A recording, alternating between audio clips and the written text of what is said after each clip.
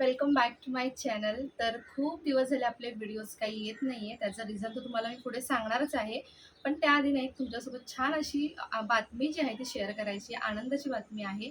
एक स्वप्न माझं जे सत्यात उतरलेलं आहे आणि त्याची मी खूप दिवसापासून वाट पाहत होती आणि फायनली ते जे आहे त्या सत्यात उतरलेलं आहे. तर ते स्वप्न तुमच्यासोबत शेअर करायचं आहे. जे मला इन्स्टावरती सुद्धा फॉलो करतात ना, तर त्यांना कळलंच असेल मी कशाबद्दल बोलते. पण जे इन्स्टावरती मला फॉलो करत नाहीत, जे फक्त यूट्यूबवर आहेत, तर त्यांच्यासाठी हे सांगते. ऑफिशियली अनाऊन्स करते की मी एक क्लोथिंग ब्रँड सुरू केलेला आहे, ज्याचं नाव आहे चंद्रलेखा इरा. त्याचा हँडल जो आहे, इन्स्टा हँडल मी साईडला तुम्हाला इथे देईनच, पण आणि डिस्क्रिप्शन बॉक्समध्ये सुद्धा लिंक त्याची देईन, तर तुम्ही नक्की जाऊन चेकआउट करू शकता. या क्लोथिंग ब्रँड अंडर मी साड्या ज्या आहेत त्या सेल करते. खूप युनिक आणि छान छान अशा साड्या आहेत आणि कलरसुद्धा खूप छान आहेत. तुम्ही जाऊन चेकआउट करू शकता आणि जर तुम्हाला आवडत असेल तर तुम्ही परचेसही करू शकता. व्हॉट्सअप नंबर आहे, त्याच्यावरती कॉन्टॅक्ट करू शकता. आणि काही साड्याही तुम्हाला मी आता दाखवणार आहे, कारण मला असं वाटतं की तुमच्यासोबतही शेअर करावं आणि एक तुम्हाला बेसिक आयडियासुद्धा येईल की अशा प्रकारच्या साड्या आहेत. तर सुरुवात जी आहे ना, तर ती मी ट्रेडिशनल साडीपासून करते. खूप सुंदर अशी ना ही इरकल साडी आहे, तुम्ही बघू शकता. टोप पदरवाली इरकल साडी आणि ह्याचा कलर तर तुम्हाला माहिती आहे. इरकल साडीमध्ये हा कलर जो आहे ना, तर तो खूप जास्त ट्रेंडिंग आहे आणि याचा पदरसुद्धा खूप सुंदर आहे. तुम्हाला सगळ्यांनाच माहिती आहे, ज्या इरकल साड्या आहेत त्यांचे पदर जे असतात ते किती सुंदर असतात. तर ही एक सुंदर अशी साडी आहे आणि त्याचबरोबर ना काही वेगवेगळ्या व्हरायटीमध्ये साड्या मी ठेवलेल्या आहेत. तर त्यातली ही एक सुंदर कलमकारी साडी आहे, जी तुम्हाला दाखवते मी.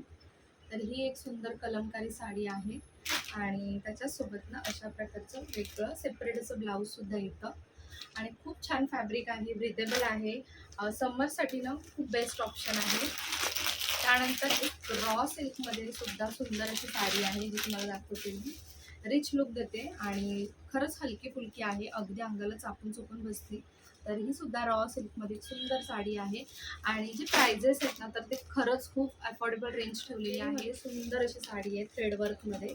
खूप खूप सुंदर साडी आहे. यामध्ये सुद्धा कलर आहेत, तुम्ही जाऊन चेकआउट करू शकता. अजून बऱ्याचशा व्हरायटीसुद्धा आहेत. मी रोज जे आहे ना पेजवरती अपलोड करत आहे साडींचे पिक्चर्स, त्यासोबत रीलसुद्धा अपलोड करत आहे आणि कपडा कसा वगैरे त्या सगळ्या गोष्टीसुद्धा शेअर करते. तर तुम्ही नक्की चेकआउट करा. चंद्रलेखा झालं की हे ब्रँड सुरू केलं आणि त्यानंतर ना मोबाईल जो होता ना माझा पाण्यात पडला आणि त्याच्याने ना फ्रंट अँड बॅक कॅमेरा दोन्ही खराब झाला. त्यामुळे मला हा ना फोन रिपेअर करण्यासाठी 3-4 दिवस लागले आणि नंतर फोन खराब झाला, त्यामुळे व्हिडिओ शेअर करता आले. तर हा व्लॉग जो आहे ना, तो मी अक्षय तृतीयाच्या दिवशी शूट केला होता आणि तो तुमच्यासोबत शेअरही करता आला नाही. त्याचं रिझनही मी तुम्हाला सांगितलं सुरुवातीला. तर इथे सकाळी उठल्यानंतर ना अंघोळ वगैरे झाले आणि त्यानंतर सगळ्यात प्रथम ना मी सूर्यदेवाला जल अर्पण केलं, कारण या दिवशी म्हणतात ना सूर्यदेवाला जल अर्पण करणं खूप जास्त महत्त्वाचं आहे आणि त्यासाठी मग मी इथे सकाळी सकाळी जल अर्पण केलं.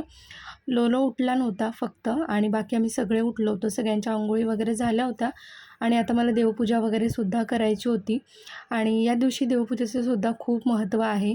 त्याचबरोबर ना या दिवशी सोनं खरेदी किंवा बऱ्याच गोष्टी केल्या जातात. या दिवशी कुठलीही नवीन सुरुवात केली जाते, जी कधीही नष्ट होत नाही. म्हणजे या दिवशी घेतलेली गोष्ट कधीही आपल्या आयुष्यातून ती नष्ट होत नाही. 3.5 मुहूर्तापैकी हा एक मुहूर्त आहे आणि खूप छान अशी ना या दिवशी ना सगळ्या गोष्टींची सुरुवात केली जाते.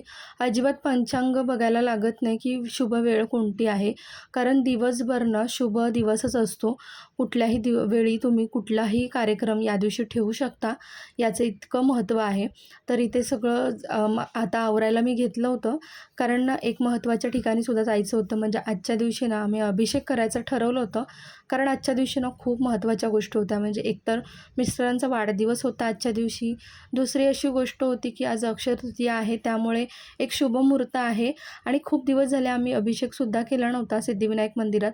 सो त्यासाठी आम्हाला तिथे जायचं होतं आणि तिसरी अशी गोष्ट होती की आजच्या दिवशी ना खूप छान नवीन अशी सुरुवात मला करायची होती. एक क्लोथिंग ब्रँड मी आजच्या दिवशी सुरुवात करणार होते आणि त्यासाठीची माझी तयारी खूप दिवसाआधीपासूनची होती आणि ती पूर्णत्वाला ना आजच्या दिवशी जाणार होती. त्यामुळे ह्या सगळ्या गोष्टींची ना जोड करून आज आम्ही विचार केला, की अभिषेक करून आपण दिवसाची सुरुवात करूया. इथे देवपूजा वगैरे झाली आणि मी सगळं आवरून खाली निघालो जायला आणि मिस्टर इथे गाडीची तयारी करत होते आणि मग सगळे येऊन आम्ही मंदिरात पोहोचलो. सुंदर असा इथे अभिषेक झाला, देवाचं दर्शन झालं. मंदिरात खूप जास्त गर्दी होती तरीसुद्धा ना खूप सुंदर प्रकारे दर्शन झालं.